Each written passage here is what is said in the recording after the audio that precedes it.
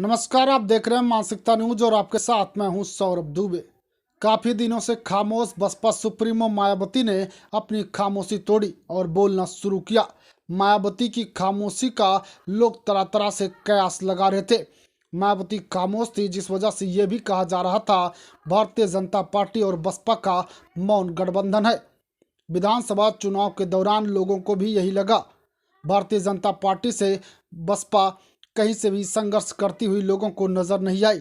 लोगों को ये लग रहा था कि भारतीय जनता पार्टी से कांग्रेस और सपा संघर्ष कर रही है और सपा और भारतीय जनता पार्टी के बीच सीधी लड़ाई है। बसपा सुप्रीमो मायावती ने अपने जन्मदिवस के मौके पर एक चीज क्लियर कर दी। उन्होंने कहा कि आने वाले 2024 में लोकसभा चुनाव के दौरान किसी से गठबंधन नहीं करेंगी। यहां तक कि इसी साल होने वाले विधानसभा चुनाव में भी किसी से गठबंधन नहीं करेंगी। आपको बता दें कि इसी साल छत्तीसगढ़, मध्य प्रदेश और राजस्थान जैसे राज्यों में चुनाव होने हैं। मायावती ने कहा कि जब बैलेट पेपर से चुनाव हुए तो बसपा का जनाधार बढ़ा। भारतीय जनता पार्टी की जीत के पीछे ईवीएम का कमाल है।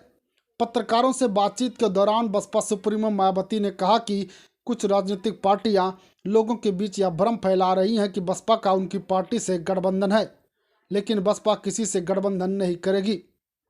उन्होंने कहा कि दूसरे दलों को फायदा मिल जाता है गठबंधन का, लेकिन बसपा को नुकसान हो जाता है। बसपा को दूसरे दलों के वोट नहीं मिलते। उन्होंने कहा कि ईवीएम को लेकर आशंका जरूरी है। जिन जिन देशों में ईवीएम से चुनाव हुए और गड़बड़ी की शिकायत हुई, वहां पर बैलेट पेपर से चुनाव किए जाने लगे। उन्होंने कहा कि यूपी में विधानसभा चुनाव के दौरान दलित बस्तियों में काफ़ी ज़्यादा बसपा को वोट मिला, लेकिन जब ईवीएम खुला तो फिर ईवीएम में कुछ नहीं दिखाई पड़ा। ईवीएम में वोट नहीं दिखे। उन्होंने कहा कि जब जब बैलेट पेपर से चुनाव हुए बसपा का जन आधार बढ़ा और ईवीएम से जब चुनाव हुए तो बसपा का जन आधार घटा। उन्होंने कहा कि कुछ लोग बसपा को आगे नहीं बढ़ने देना चाह रहे हैं।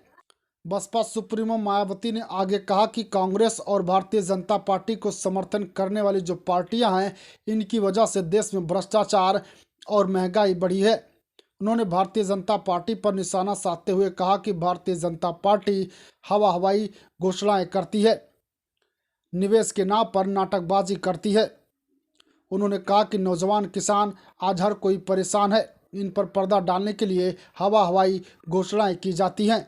भारतीय जनता पार्टी की गलत नीतियों और गलत कार्यशैली की वजह से उत्तराखंड और अन्य जो पहाड़ी क्षेत्र हैं, आज वो प्रभावित हो रहे हैं।